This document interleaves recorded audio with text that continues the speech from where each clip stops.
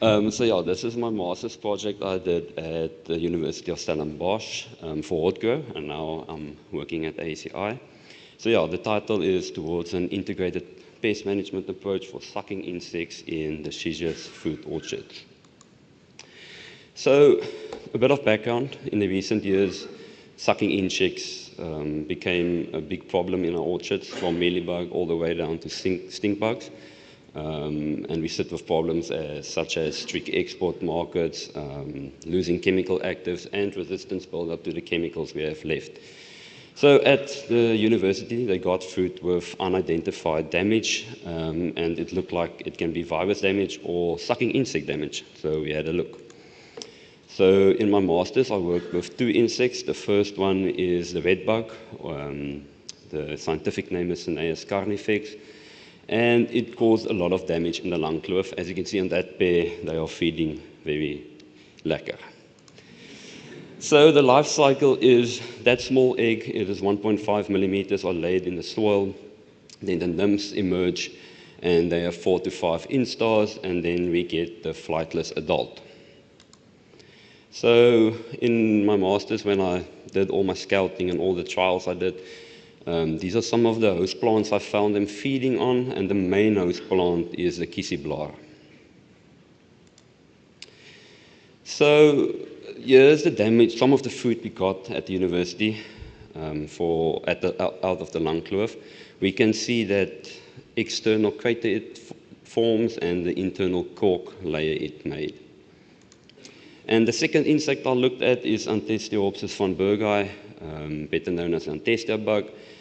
And I worked with this insect in the Gebou Vyeboom area, and most of the damage occurs on the orchard edges where there is windbreaker. So this bug's life cycle is the egg clusters are laid underneath the leaves or underneath bark. The nymphs emerge and they still stay in the cluster very close to each other.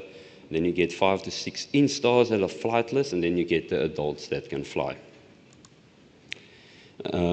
So this Antestia bug is a major pest in coffee in Africa, but here in the Western Cape and the Eastern Cape, we get it where there is pine and alder windbreaker trees. That is where they overwinter, and that is the orchard edge damage they fly in from those windbreaker trees. So as the redbug damage, reported damage, the damage is very similar for Antestia, also with the external crater and the internal cork layer it forms. So in my master's, I looked at focus on 3 aspects. The first one was orchard survey, where I did chemical knockdown and visual scouting in season 1, and then trapping in season 2. Then I looked at exclusion, inclusion trapping or bags for the redbug in the lung kloof, as well as EPF testing in the lung kloof on the redbug.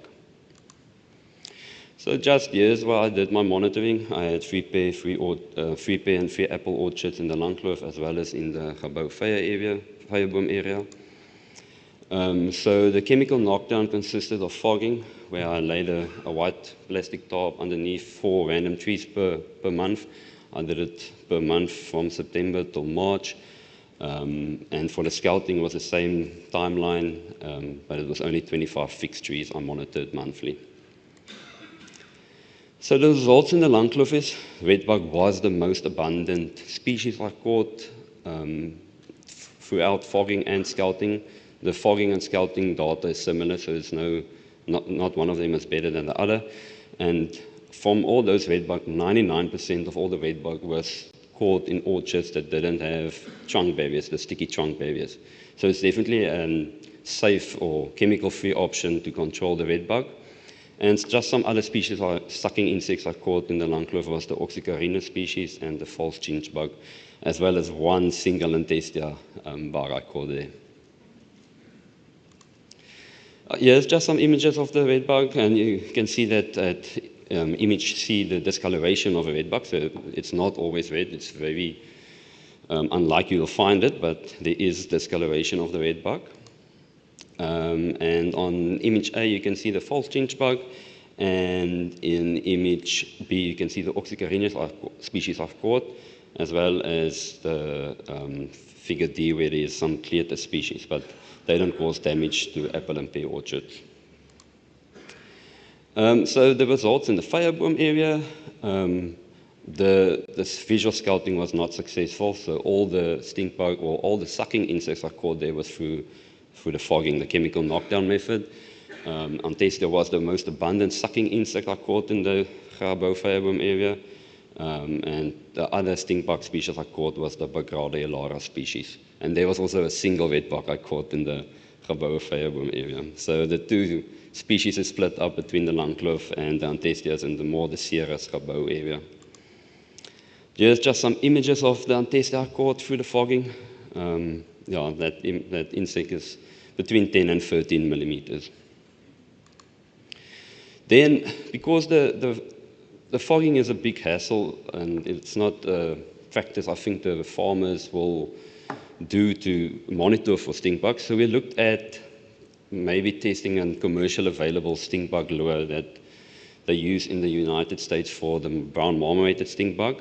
So I had 3 orchards in the Fijerboom area where I tested these lures. I tested as well as 2 different trapping methods. One was the yellow delta and one was a yellow sticky card. There was controls and traps with the lures in. And this was done December 2024 till March 2025. So here's the data of the semiochemical trapping. I only caught 1 Antestia, so it's not a viable option for Antestia monitoring, but we caught a lot of little green stink bug as well as the normal green vegetable stink bug. So yeah, I would there's no difference between the yellow delta traps and the yellow sticky cards. The deltas is better, there's less bycatch, so yeah. Then here's just some images. Image A and B is the small green stink bug I caught, and image C is the Bagrada I caught. Image D and E is the green vegetable stink bug, and F is another species of stink bug. There was only one of them also caught in the trapping. Then I moved on to inclusion-exclusion tests to determine is it a red bug that is causing the damage in the Langkloof. In this section, I also tested for viruses. So it consists of a mesh bag over the fruit with a plastic liner in it to prevent outside insects damaging the fruit. And the exclusion bags had no insects in it, and the inclusion bags had 2 to 3 red bugs in it. So how I did it is at fruit set, I put all 4 bags over the fruit. I closed the exclusion without any insects in it. The first inclusion gets its insects in, I close it, and I close inclusion 2 and 3 as well. A month later, I open inclusion 2, put insects in, close it again, and do the same for the inclusion 3. And then I harvest the fruit, and I skin the fruit and assess the damage of piercing marks. So in the same breath, I did on all the trees, I did these inclusion-exclusion bags. I did virus testing for the apple stem pitting virus that causes the pear stony pit disease. On that image on the right, you can see the damage is very similar to the damage that they gave us, the fruit they gave us. So we had to look at, is the virus maybe the culprit in this situation. So yeah, I picked all the leaves and I sent it to Patho Solutions with the new virus screening methods, and they did all the virus screening for me. Here's just some data for the 2 apple cultivars I tested it on.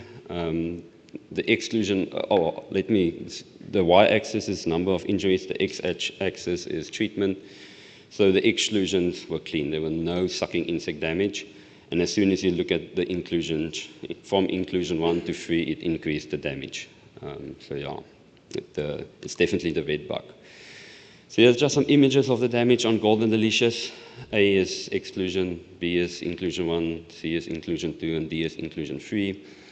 2 of the trees on this golden delicious trial were positive for apple stem pitting virus, but the exclusion fruit were clean, so it can't be the virus causing the damage.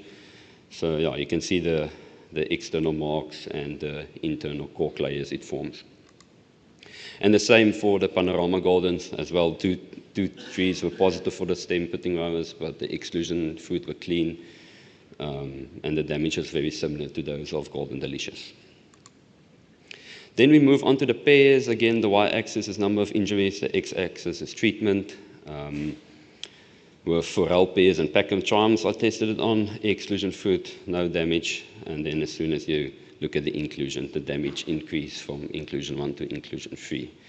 And you can see the Peckhams the Forel is definitely more damage than the Peckhams. So yeah, the same. Here was none of the trees were positive for the apple stem putting virus. Exclusion food clean, and then the same for the inclusion food.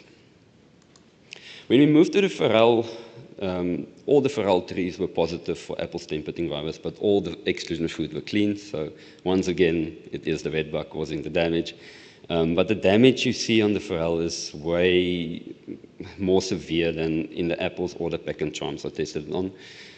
So yeah, image B is inclusion 1, and then we move to inclusion 2 as image C, and image D is inclusion 3. What we picked up is at the inclusion 3 at image D, the external marks is not so severe, but as soon as you skin the fruit, the internal cork layers sit there. So the later feeding doesn't cause as much crater forming but the cork layers is underneath the skin. And then I looked at some alternative control as we are losing chemicals. I tested some EPFs. I tested two Bavaria species that were both commercially available, one Metarhizium species that is commercially available and one that is at the University of Stellenbosch, and then the control of water. So I isolated the strains, made a constant concentration, dipped the insects in it, placed it in a stable bioassay chamber and monitored the mortality daily for 14 days and assessed the mycosis that it formed. Here's images of how the Beauveria fungi goes out of the insect that is dead, and on the right is the Metarhizium insect, or the Metarhizium fungi that's going out of the dead insect. So it versmoors the insect. And then I repeated the experiment with fresh inoculum of each fungi, of each EPF, as well as new bugs. And yeah, on the y-axis we have the mean mortality, and on the x-axis we have treatment. This data is after 5 days. So in batch 1 and batch 2 we have a clear winner. It's a Metarhizium anasoplei. In batch 1, almost 90% mortality after 5 days, and batch 2, 76% average on the red bug. Followed by the Metarhizium that is found, Metarhizium huberti that is found at the university, and then followed by the two Beauveria bassiana species and the control. So yeah, there was no significant between the Beauveria bassiana and the control. So the Metarhizium is definitely the options to look at for biocontrol for the red bug. And then these graphs show just the mortality over the 14 days. On the y-axis, the survival probability. On the x-axis, the days. And we can clearly see again that purple line is the Metarhizium anasoplei. After 4 days, it reached 50% mortality, followed by the next Metarhizium species that reached 50% mortality in 6 days, followed by the Beauveria bassiana and the control. So in the lab, there's definitely a viable option for biocontrol for the red bug, together with the stem bands. And yeah, thank you very much.